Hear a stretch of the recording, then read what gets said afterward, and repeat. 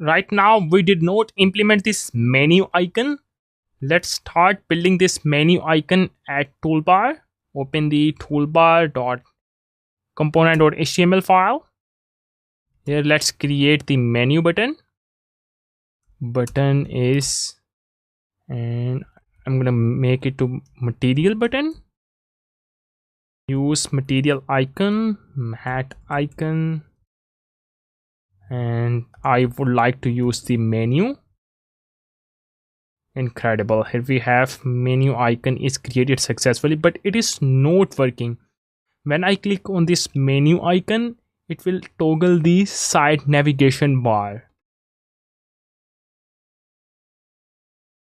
So open the side nav component.html, get rid of this button. I don't need this button.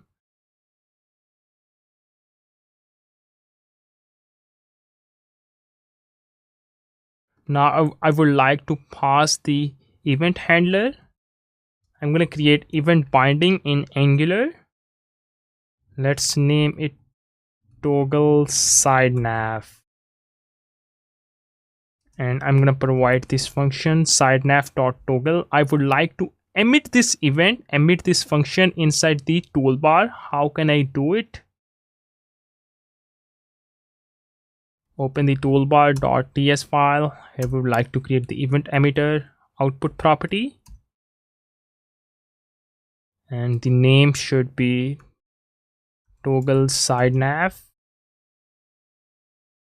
And it is a new event emitter.